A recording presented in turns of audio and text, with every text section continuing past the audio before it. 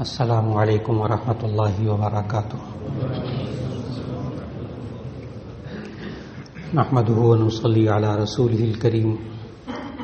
اما بعد فاعوذ بالله من الشیطان الرجیم. بسم اللہ الرحمن الرحیم.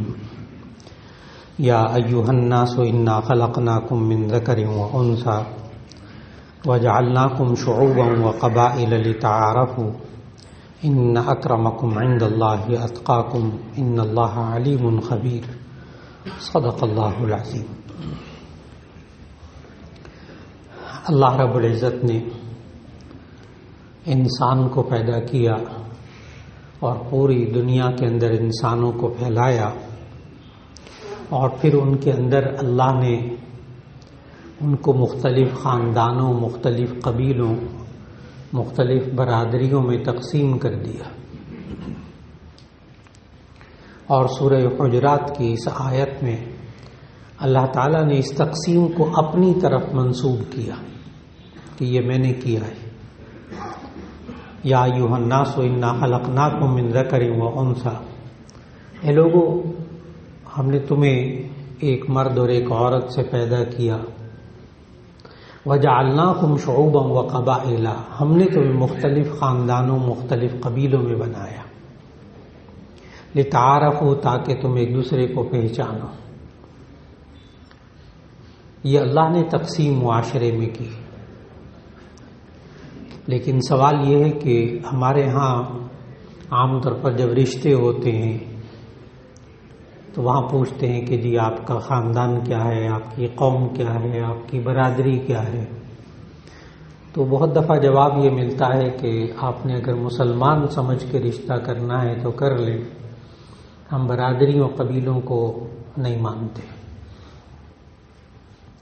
اور جو لوگ معاشرے کے اندر اپنی برادری کو، اپنے قبیلے کو، اپنے خاندان کو عزت والا سمجھتے ہیں، وہ اپنی بچیوں کو اپنے خاندانوں اور قبیلوں اور برادریوں سے باہر، ان کی یعنی ذات کی باہر وہ شادی نہیں کرتے. اور ہمارے معاشرے کے اندر بعض برادریوں کو، بعض ذاتوں کو عزت والا سمجھا جاتا ہے، بعض کو عزت والا نہیں سمجھا جاتا. اب سوال یہ ہے کہ کیا یہ قبیلے، برادریاں یہ عزت کا معیار ہیں یا کچھ اور عزت کا معیار ہے؟ اور جب اللہ نے خود ان برادریوں، قبیلوں، خاندانوں کو بنایا ہے تو اس کا استعمال کیا ہے پھر؟ اس لیے کہ آج بہت سی بچیاں رشتوں کی وجہ سے بیٹھی رہتی ہیں، صرف اس وجہ سے کہ یا ان کی برادری بہت عزت والی شمار کی جاتی ہے اور اس برادری کا رشتہ نہیں ملتا، اور یا بہت سے اچھے لڑکے والے ہوتے ہیں، شریف لڑکے ہوتے ہیں، وہ بچیوں سے اس طرح شادی نہیں کرتے صرف اس وجہ سے کہ ان کے خاندان ہمارے خاندان کے ہم پلہ نہیں ہے، ہماری عزت اور برادری کا مسئلہ ہے. یہ ذات پات کی جو تقسیم ہے، عزت و ذلت کے معیار کی، یہ نبی کریم صلی اللہ علیہ وسلم کے تشریف لانے سے پہلے یہ بہت زیادہ تھی. اور اب آج کل ہمارے معاشرے میں جو دوبارہ آ گئی وہ ہندو مت کی وجہ سے.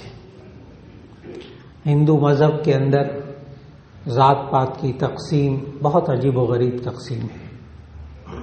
یہ ذہن میں رکھیے گا کہ دنیا کے اندر دو مذہب ایسے ہیں کہ جو بائی برتھ وہ مذہب ہوتا ہے کسی کا، ایک یعنی پیدائشی، کنورٹ ہو کر، تبدیل ہو کر اس کو شمار نہیں کیا جاتا اس مذہب میں. ایک یہودی اور ایک ہندو. یہودی بھی بائی برتھ ہوتا ہے، یعنی جو پیدائشی یہودی ہے، ماں باپ یہودی تھے، آگے جو اولاد ہوگی وہ یہودی ہوگی. اور اگر کوئی یہودی مذہب اختیار کر لے تو وہ یہودی نہیں کہلاتا، اس کے لیے انہوں نے اور نام رکھے ہوئے ہیں. یہودی نہیں ہو سکتا، وہ بائی برتھ ہوگا. اسی طرح ہندو ہے.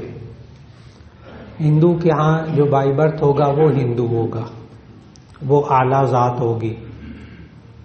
اور جو اس کے علاوہ تبدیل ہو کر آئے گا کسی بھی مذہب سے تو وہ ہندو نہیں ہوگا، اور اگر ہوگا تو وہ شودر ہوگا. گھٹیا ترین ذات. ان کے ہاں 4 ذاتیں ہیں. سوچیے گا یہ ہندو مت ہم مسلمانوں کے اندر کتنا ہمارے گھروں میں گھسا ہوا ہے کہ ہندوؤں کے ہاں ایک برہمن ذات ہے، سب سے اونچی ذات برہمن، پھر اس سے نچلی ذات کھتری، کہ پھر اس سے نیچے ویش، پھر اس سے نیچے شودر. یہ درجہ بدرجہ، سب سے اعلیٰ ذات برہمن، سب سے گھٹیا ذات شودر، اور درمیان میں وہ کھیتوں میں کام کرنے والے، کام کاج کرنے والے وہ لوگ شمار ہو جاتے ہیں. آج بھی ہندوستان کے، انڈیا کے جو بڑے بڑے ریلوے اسٹیشن ان میں سے ختم کر دیا گیا بین الاقوامی دباؤ کی وجہ سے، اور تو کچھ نہیں.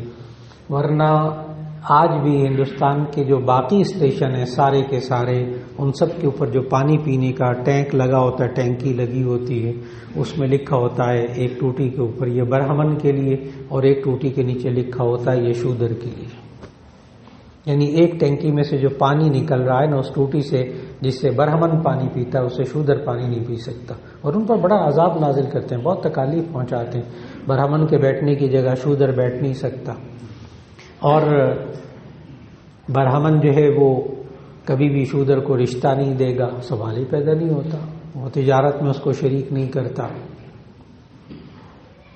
لیکن وہاں مسلمان جو کام کر رہے ہیں، جن کو اللہ نے توفیق دی ہے، جو ہندوستان کا بہت بڑا مسئلہ ہے اس وقت، وہ یہ ہے کہ شودروں کا مسلمان ہونا، جس کی وجہ سے انڈیا کو بہت زیادہ غصہ ہے مسلمانوں پر.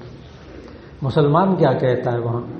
مسلمان کہتا ہے شودر کو کہ تم صرف اتنا کہہ دو لا الہ الا اللہ محمد رسول اللہ صلی اللہ علیہ وسلم، صرف اتنا کہہ دو کہ اللہ کے سوا کوئی معبود نہیں اور محمد صلی اللہ علیہ وسلم اللہ کے رسول ہیں. اس کو تسلیم کر لو، کہہ دو ہمارے گھر میں آ کے ہمارے ساتھ بیٹھ کر کھانا کھاؤ، ہمارے بزنس میں شریک ہو جاؤ، تجارت میں شریک ہو جاؤ، ہماری بیٹیوں کا رشتہ ہم تمہارے ساتھ کرنے کو تیار ہیں. مسلمان کہتے ہیں شودروں سے. ظاہر شودر مسلمان ہوگا. پھر بالکل وہی چیز نبی کریم صلی اللہ علیہ وسلم جب تشریف لائے اس وقت یہ چیز تھی. قریش جو تھے وہاں اس علاقے میں، اور جگہوں میں تھا دنیا میں، لیکن قریش کے اندر یہ بہت بیماری تھی. وہ اپنے آپ کو، جامع ترمذی کی حدیث میں آتا ہے کہ وہ اپنے آپ کو حمص کہتے تھے. حمص، حا میم سین.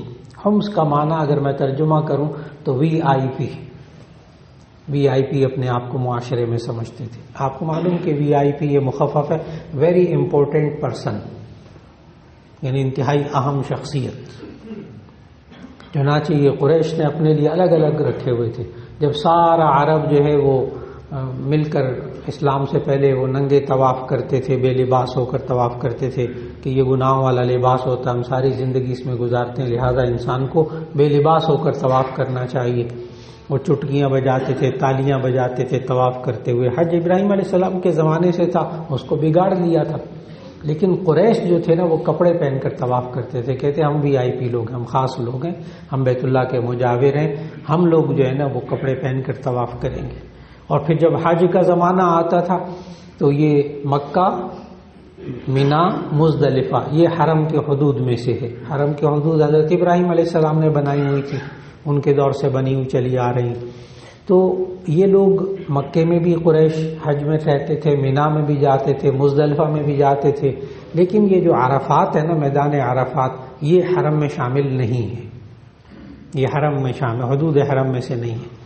چنانچہ یہ جتنے قریش مکہ تھے یہ حج کے اندر مزدلفہ میں ٹھہرے رہتے تھے، یہ عرفات جاتے ہی نہیں تھے. کہتے تھے ہم جو ہے نا بیت اللہ کے مجاور ہیں، نحن سکان اللہ، یہ لفظ بولتے تھے، نحن سکان اللہ، ہم بیت اللہ، اللہ کے گھر کے رہنے والے ہیں، ہم مجاور ہیں، ہم لوگ وہاں نہیں جائیں گے عرفات، آپ لوگ جاؤ، عجمی لوگ دوسرے لوگ جاؤ، ہم قریش نہیں جائیں گے، ہم وی آئی پی لوگ ہیں، ہم نحن الحمص. یعنی ان کے لیے قوانین ہی الگ تھے، ان کے لیے ضابطے الگ تھے. وہاں بھی عزت و ذلت کا معیار ذات اور خاندان، قبیلوں، برادریوں کو بنایا جاتا تھا. آج یہ معاشرے کے اندر بہت بڑی غلطی آ گئی، جس کی وجہ سے میں نے بڑا دکھ ظاہر کیا کہ بہت سی بچیاں رشتوں کی وجہ سے صرف اس لیے بیٹھی رہتی ہیں کہ ان کی اعلیٰ ذات ہے، ہم نے اپنی اعلیٰ ذات سے باہر نہیں کرنی شادی، ذات پات کو درمیان میں لاتے ہیں۔ اس کے لیے میں نے آیت جب شروع میں پڑھی کہ نبی کریم صلی اللہ علیہ وسلم نے اس پورے کلچر کو تبدیل کیا۔ بعض لوگ سوال کرتے ہیں کہ سید کیا غیر سید میں شادی ہو سکتی ہے کہ نہیں ہو سکتی؟ سید کہتے ہیں بنو ہاشم کو جن کو زکوٰۃ نہیں دی جا سکتی، صدقات نہیں دیے جا سکتے، بنو ہاشم کو کہتے ہیں۔ اب صاحب ہدایہ نے لکھا اور تمام فقہاء اور محدثین نے لکھا کہ یہ جو سید ہیں یہ نبی صلی اللہ علیہ وسلم کی اولاد تو آگے مردوں میں تو اولاد نہیں چلی، ما کان محمد ابا احد من رجالکم ولکن رسول اللہ وخاتم النبیین، نبی صلی اللہ علیہ وسلم کی نرینہ اولاد سے آگے نسل نہیں چلی۔ لیکن پھر سید کون ہوتے ہیں؟ بنو ہاشم کی اولاد میں سے 5 لوگوں کی آگے نسل چلی، 5 لوگوں کی، حضرت علی، حضرت عباس، عقیل، جعفر، حارث، ان 5 کی نسل جو آگے چلی تو ان کو کہتے ہیں سید۔ لیکن نبی صلی اللہ علیہ وسلم نے اس وقت جو قریش کے مقابلے میں، قریش کے ٹکر میں مخالف ترین جو لوگ ہوتے تھے نا قریش کے، وہ بنو امیہ ہوتے تھے، وہی بنو عباس، بنو امیہ، وہ سب چیزیں آپ حضرات تاریخ جو پڑھنے والے ذہنوں میں ہیں۔ تو نبی صلی اللہ علیہ وسلم کے اس وقت بھی ایک طرف قریش ہوتے تھے، ایک طرف بنو امیہ ہوتے تھے۔ لوگ سوال کرتے ہیں، اس کا جواب ذہن میں رکھیے گا، سوال کرتے ہیں کیا سید کی شادی، لڑکا لڑکی، اس کی غیر سید سے شادی ہو سکتی ہے؟ تو اس کا جواب یہ ہے کہ نبی کریم صلی اللہ علیہ وسلم نے اپنی 2 بیٹیاں بنو امیہ میں دی۔ کیا سید کی غیر سید سے شادی ہو سکتی ہے؟ حضرت عثمان غنی رضی اللہ تعالیٰ عنہ یہ بنو امیہ میں سے تھے، یہ قریش میں سے نہیں تھے۔ پہلے ایک بیٹی تھی، وہ فوت ہو گئی، پھر دوبارہ دوسری بیٹی کا نکاح ان سے کیا، ذوالنورین کہتے ہیں ان کو۔ تو نبی صلی اللہ علیہ وسلم نے ان روایات کو توڑا جو عرب کے اندر تھی۔ آج وقت کی بہت بڑی ضرورت ہے کہ بعض ہمارے ہاں بھی جامعہ شفیہ کا جو داخلہ فارم بنا ہوا ہے، اس داخلہ فارم کے اوپر لکھا ہوا ہے قوم، کہ آپ کا پتہ کیا ہے اور آپ کی قوم کیا ہے اور آپ کا والد کا نام کیا ہے، جیسے پوچھتے ہیں۔ تو وہاں قوم کا لفظ دیکھ کر بعض حضرات وہ جامعہ شفیہ کے داخلہ فارم کے اوپر اشکال کرتے ہیں، کہتے ہیں مولانا آپ مدرسوں میں بھی یہ قوم پوچھتے ہیں، ذات پوچھتے ہیں، برادری پوچھتے ہیں، آپ لوگ بھی اس میں آ گئے۔ حالانکہ پھر ان کو آیت سناتے ہیں سورہ حجرات کی یہی آیت کہ وہاں قوم کیوں لکھا، یا ایھا الناس انا خلقناکم من ذکر وانثی وجعلناکم شعوبا وقبائل لتعارفوا۔ یہ اللہ کہہ رہا ہے ہم نے مختلف قبیلوں، خاندانوں، برادریوں میں تمہیں تقسیم کیا ہے، اس کا مقصد اللہ نے خود بتایا، لتعارفوا، تاکہ تم ایک دوسرے کو پہچانو، تعارف کے لیے۔ اب ڈاک کا نظام نہیں ہے، ورنہ میں اگر بات کروں تو جیسے آپ اب بھی TCS وغیرہ تو بھیجتے ہیں، باقی ڈاک کا نظام بہت کم ہو گیا، نوجوان نسل کو تو ڈاک کا نظام ہی نہیں ذہنوں میں رہا۔ لیکن جب ڈاک کا نظام ہوتا تھا تو آپ کئی ارب انسانوں، مسلمان نہیں کہہ رہا، کئی ارب انسانوں کے اندر اگر ایک انسان کو اگر آپ خط پہنچانا چاہتے تھے تو آپ کیا کرتے تھے، یا ابھی بھی کیا کرتے ہیں کہ آپ جناب اس میں اس ملک کا نام لکھتے ہیں، اور پھر ملک کا نام لکھنے کے بعد اس کا صوبہ لکھتے ہیں، پھر اس کا صوبے میں سے اس کا شہر لکھتے ہیں، پھر شہر میں سے جو علاقہ ہوتا ہے اس کا نام لکھتے ہیں، پھر ڈاک خانے کا نام لکھتے ہیں، پھر گلی نمبر لکھتے ہیں، پھر محلہ لکھتے ہیں، پھر اس کے بعد مکان نمبر لکھتے ہیں، پھر اس بندے کا نام لکھتے ہیں۔ کئی ارب انسان، دیکھیے تقسیم، یہ ملکوں کی تقسیم، یہ صوبوں کی تقسیم، یہ برادریوں، خاندانوں، گھروں کی تقسیم، کیا ہوتا کیا تھا کہ آپ کئی ارب انسانوں میں سے اگر کسی ایک انسان کو خط پہنچانا چاہتے تھے تو اس ایک انسان تک خط پہنچتا تھا۔ یہ اللہ نے تقسیم بنائی تھی لتعارفوا، تاکہ ایک دوسرے کو پہچانو۔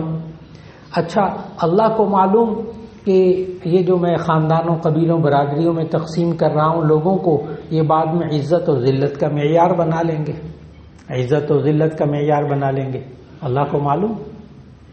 لہذا اسی آیت کے اندر دوسرا جملہ اللہ تعالیٰ نے فرما دیا، یا ایھا الناس انا خلقناکم من ذکر و انثی وجعلناکم شعوبا وقبائل لتعارفوا ان اکرمکم عند اللہ اتقاکم، کہ ہم نے مختلف خاندانوں مختلف قبیلوں میں تمہیں بنایا لتعارفوا، تاکہ تم ایک دوسرے کو پہچانو۔ یہ عزت ذلت کا معیار نہیں ہے، عزت ذلت کا معیار کچھ اور ہے۔ ان اکرمکم عند اللہ اتقاکم، تم میں سے زیادہ عزت والا اللہ کے نزدیک وہ ہے جو تم میں سے زیادہ متقی، زیادہ پرہیزگار ہے۔ اس لیے آج وقت کی بہت بڑی ضرورت ہے کہ نوجوان بچے اور بچیوں کی شادی کرتے وقت کن چیزوں کو سامنے رکھا جائے اور کن چیزوں کو سامنے نہ رکھا جائے۔ بخاری شریف کی حدیث، نبی صلی اللہ علیہ وسلم نے ان احادیث میں یہ سمجھایا کہ لوگ 5 چیزیں دیکھتے ہیں، لوگ 5 چیزیں دیکھتے ہیں۔ نمبر 1 دین، مذہب، نمبر 2 خاندان، نمبر 3 اخلاق اور کردار، نمبر 4 مال و دولت، نمبر 5 شکل و صورت۔ یہ 5 چیزیں لوگ دیکھتے ہیں۔ یہ نہیں کہا نبی صلی اللہ علیہ وسلم نے کہ تم شکل و صورت کے بنا پر شادی نہ کرو، مال کو بالکل مت دیکھو، منع نہیں کیا۔ حدیث کے الفاظ کا میں مفہوم سمجھا رہا ہوں کہ نبی صلی اللہ علیہ وسلم نے فرمایا لوگ 5 چیزیں دیکھتے ہیں رشتہ کرتے وقت۔ دین کو دیکھتے ہیں، مذہب کیا ہے، اخلاق کردار کو دیکھتے ہیں، حسب و نسب کو دیکھتے ہیں، خاندان، اور پھر اس کے ساتھ ساتھ شکل و صورت کو دیکھتے ہیں، مال و دولت کو دیکھتے ہیں۔ لیکن تم لوگوں کو سب سے زیادہ دین کو دیکھنا چاہیے، ان کی دینداری کو دیکھنا چاہیے، ان لوگوں کو سب سے پہلے دینداری کو دیکھنا چاہیے۔ آج جو نوجوان ہیں ہمارے بچے اور بچیاں، وہ مال و دولت اور شکل و صورت، ان دونوں پر پوری توجہ ان کی مرتکز ہوتی ہے، بس شکل و صورت، مال و دولت۔ اور ماں باپ جو دیکھتے ہیں چیزیں، وہ ظاہر ہے کہ اخلاق، کردار، رہن سہن، ان کا خاندان کیا ہے، اور سب سے پہلے جو بنیادی چیز ہے وہ ان کا دین دیکھنا۔ بہت دفعہ ہمارے معاشرے کے اندر آتا ہے کہ رشتے ہو جاتے ہیں، منگنیاں ہو جاتی ہیں اور مٹھائیاں تقسیم ہو جاتی ہیں، بعد میں پتہ چلتا ہے یہ تو قادیانی ہے، یہ تو خاندانی قادیانیوں کا سارا۔ بہت دفعہ پتہ چلتا ہے، بہت دفعہ پتہ چلتا ہے یہ تو بیچارے مسلمان ہی نہیں، اور دین کو پوچھتا بھی نہیں، دیکھتے ہیں بس، سب باقی سب چیزوں کو دیکھتے ہیں، جو 4 چیزیں ان پر توجہ ہوتی ہے، لیکن ماں باپ اخلاق اور کردار پر پھر نظر رکھتے ہیں۔ لیکن نوجوان یہ صرف 2 چیزوں پر توجہ رکھتا ہے۔ یاد رکھ لیجئے گا، نوجوانوں کو خاص طور پر ذہن سازی کی ضرورت ہے کہ یہ 2 چیزیں ساری زندگی کام نہیں آتی، نہ شکل و صورت ساری زندگی کام آتی ہے، نہ مال و دولت ساری زندگی کام آتا ہے۔ جو کام آنے والی ہیں وہ پہلی 3 چیزیں ہیں، جس میں سب سے اہم دین، اس کے بعد ان کا خاندان، اس کے بعد اس کا اخلاق اور کردار، کہ جس سے آئندہ نسلوں پر اس کے اثرات ظاہر ہوں گے، نسلوں پر اثرات ظاہر ہوں گے۔ یہ مال و دولت اور شکل و صورت جو نوجوان طبقے نے ذہن میں بٹھایا ہوتا ہے، یہ ضروری نہیں، اس میں بھی ذہن میں رکھ لیجئے گا۔ بہت سے رشتہ تلاش کرتے وقت بہت سے حضرات پوچھتے ہیں کیا چیزیں ہمیں سامنے رکھنی چاہیے۔ جی، نبی صلی اللہ علیہ وسلم نے بتایا کہ 5 چیزیں ہیں، ان کا خیال کر لو، لیکن سب سے زیادہ اہم اس کی دینداری کو اہمیت دینا، بے دین سے رشتہ مت کرنا۔ اب دینداری کیا، اب رشتہ دیکھتے وقت بعض حضرات نا متقی تلاش کرتے، انتہائی تقوی والا ہو وہ تلاش کرتے، بہت اچھی بات ہے۔ ایک ہے دینداری، دینداری کیا چیز ہے اس کو سمجھنا ہوگا۔ دینداری میں کہ وہ اس کی زندگی میں گناہ کبیرہ نہ ہو، گناہ کبیرہ جو توبہ کے بغیر معاف نہیں ہوتے، اس کا وہ عادی نہ ہو۔ اگر کبھی گناہ کبیرہ ہوا ہے تو ایسی صورت میں توبہ اور استغفار کر لیا اور اب آگے زندگی میں نہیں نظر آ رہے، تو ایسی صورت میں وہ دینداری۔ بعض حضرات صرف اس وجہ سے رشتے کا انکار کر دیتے ہیں کہ جی فلاں انسان ہمارا رشتہ ہو رہا ہے لیکن مولانا کیا کریں، ان کی داڑھی نہیں ہے۔ میں بہت ادب سے عرض کروں گا، داڑھی نہیں ہے، کیا رشتہ کرتے اپنی بیٹی کا کہ نہ کریں؟ بعض حضرات کہتے ہیں رشتہ تو کر رہے ہیں لیکن وہ نماز نہیں پڑھتا، نماز نہیں پڑھتا۔ اب دیکھنا یہ ہے نماز کیا وہ نماز کے منکر ہیں، کیا وہ نماز کا انکار کرتے ہیں، کیا وہ بچے نے داڑھی نہیں رکھی ہوئی تو پھر لوگ پوچھتے ہیں بعد میں کہ جی داڑھی میں اسلام ہے یا اسلام میں داڑھی ہے۔ لوگ پوچھتے ہیں بار بار یہ سوال کرتے ہیں، تو اس کا یہ داڑھی میں اسلام کا معنی ہے کہ اسلام میں داڑھی کا معنی یہ ہے کہ اسلام کے اندر داڑھی رکھنے کا حکم ہے، اور داڑھی میں اسلام ہے، اس کا مطلب یہ کہ جو داڑھی رکھتا ہے وہ مسلمان، جو داڑھی نہیں رکھتا وہ مسلمان نہیں، نعوذ باللہ من ذالک۔ اس کی حیثیت سنت موقدہ کی حیثیت ہے، سنت موقدہ کی حیثیت ہے، عقیدتاً آپ اس کو واجب کا درجہ دے سکتے ہیں، لیکن رشتہ تلاش کرتے وقت اپنے ذہنوں کو بہت واضح کر لینا چاہیے، اور خاص طور پر ہمارے اس معاشرے کے اندر بچوں اور بچیوں کی پسند کا خیال کر لینا چاہیے۔